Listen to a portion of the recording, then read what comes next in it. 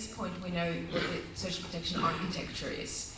So there was conversation around having a specific goal on social protection, but what we ended up having was understanding the inevitable, inherent, cross-cutting nature of social protection as an enabler for the whole of the framework.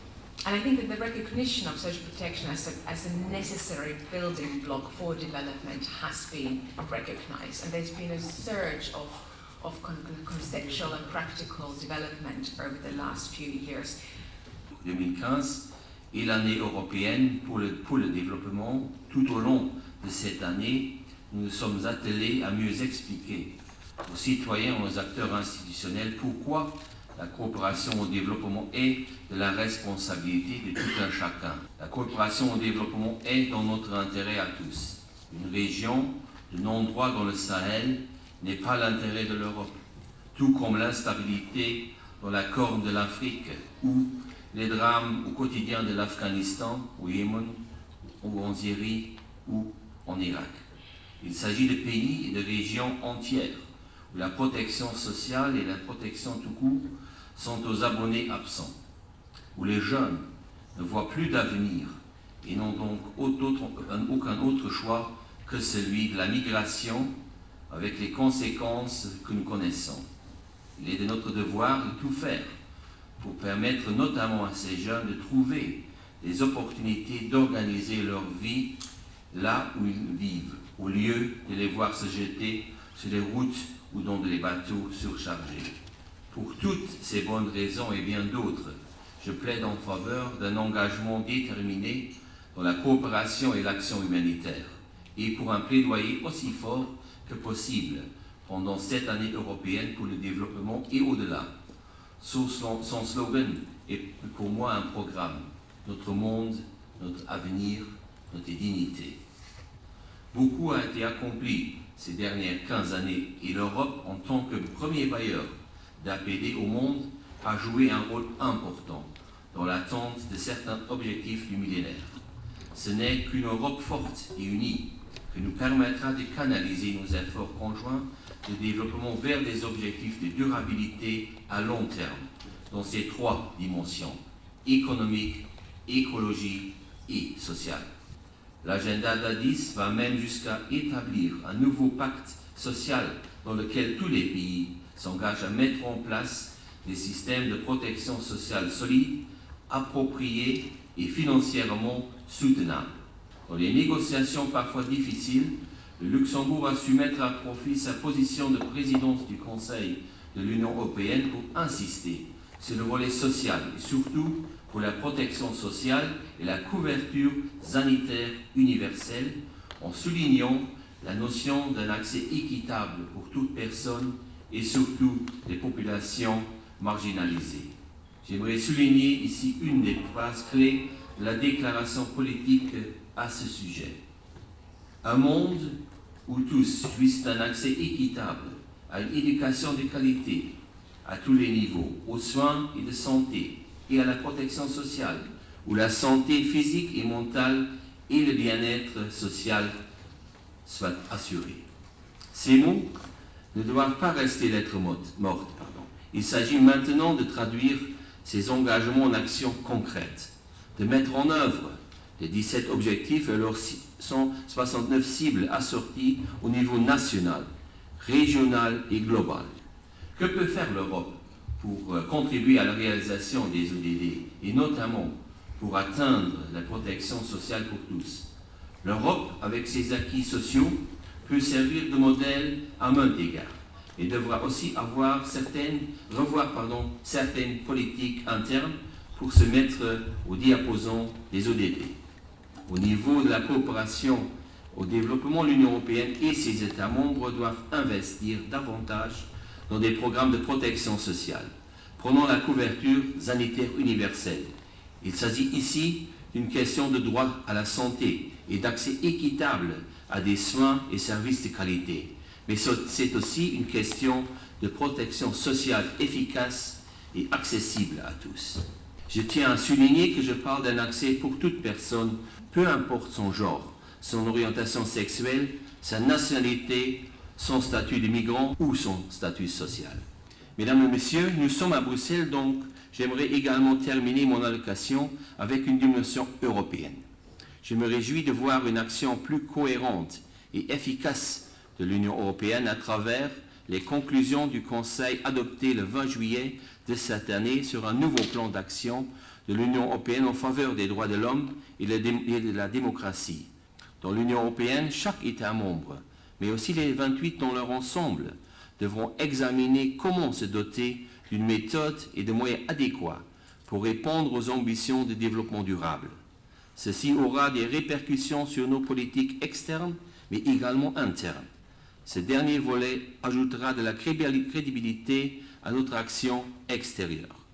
L'universalité et la globalité des objectifs de développement durable exigent une action au-delà de nos schémas habituels pour chercher cette cohérence, cette complémentarité et cette inclusivité nouvelle, impliquant les gouvernements, le secteur privé, la société civile et tout un chacun.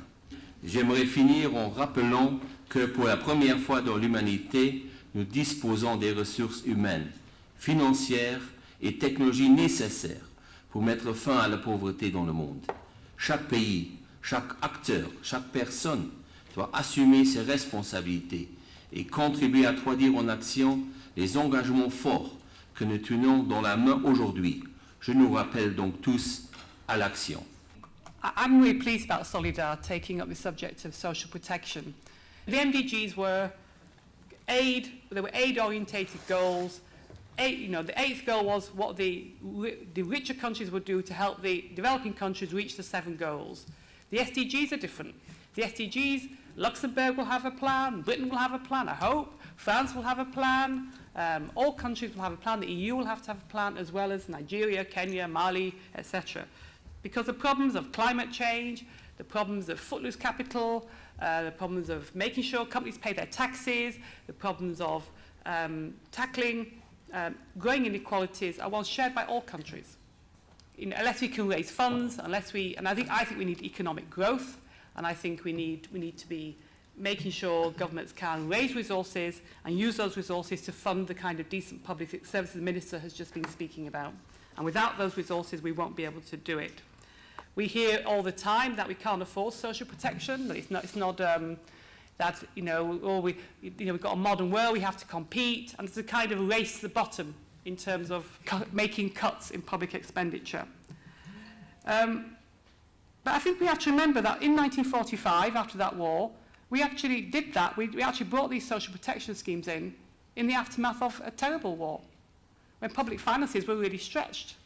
So I think it's about political will, and it's about making sure you prioritise the right things. And of course, in developing countries, this need for social protection, as Ban Ki-moon said, is even more urgent. It would be much cheaper to set up a decent primary health system in Sierra Leone than it would have been to actually throw money at the problem of Ebola.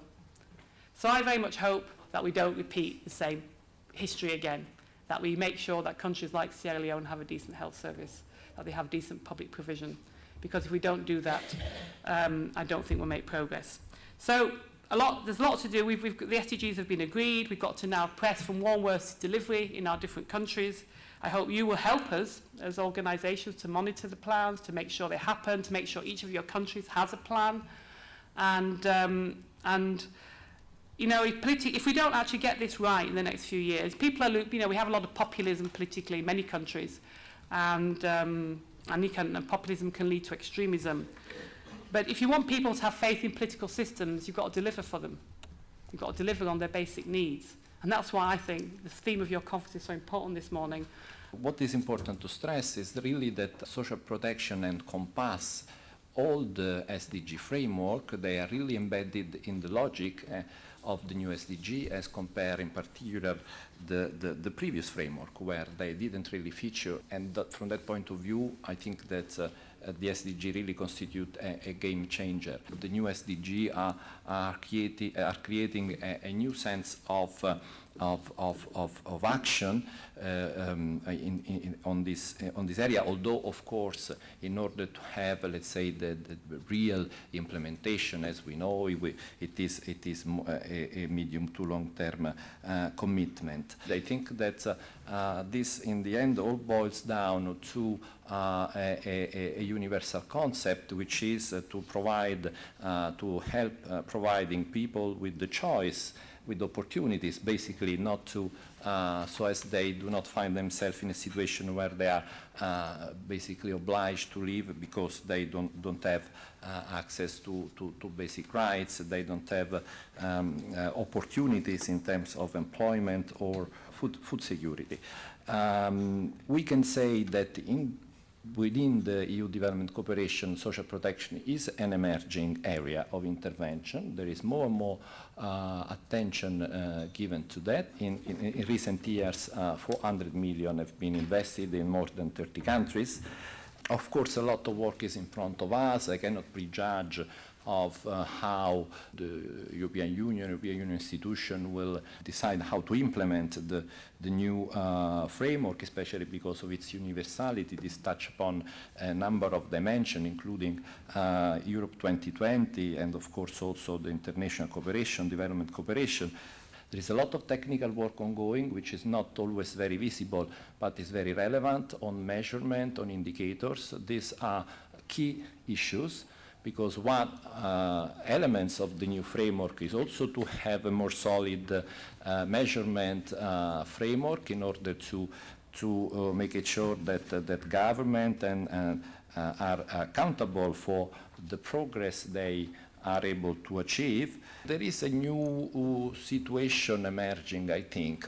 The fact of having social protection floors, and in any case, I mean, policies which are conducive to reducing inequalities is becoming more and more linked to looking at economic growth at a large from a point of view of sustainable, inclusive, long-term economic growth. This is a new paradigm where, let's say, instances which are mainly devoted to global financial governance, financial flows, and so on, they are progressively looking at this issue because they are realizing, let's say, the potential of the lack of social protection or the lack of policies which tackle inequalities as a very important factor that can undermine sustainable, inclusive growth in the medium and the long term. So basically, create a problem for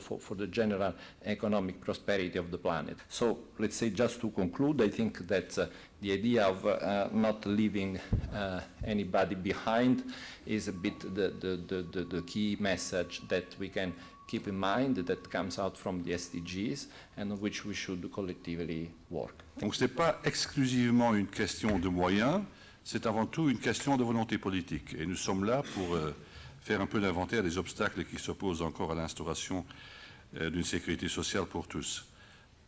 L'Europe a une expérience à partager dans ce domaine. Un système basé sur l'économie sociale de marché inclut bien entendu la sécurité sociale. Elle est présente dans tous les pays. Certes, il y a des différences de fonctionnement d'un pays à l'autre.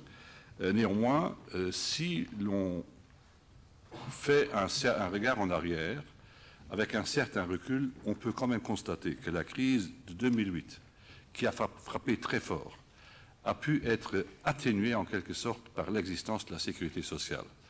Une somme fixée par la loi a pu rester dans le circuit et être consacrée à l'aide aux plus vulnérables, à tout le monde, mais y compris les plus vulnérables, aux enfants, aux femmes, aux pauvres, aux gens menacés de précarité. Donc je crois que la sécurité sociale a déjà fait ses preuves en Europe. The pace is really increasing for social protection, and the importance of policy coherence with the new framework that is also demanding accountability and monitoring. And within that, there's this kind of understanding of the compounding impact across life course of social protection and what is the cost of absence of social protection. Loss of choice, loss of opportunity, involuntary migration, inequality, lack of strength and support for social cohesion, which is so very important.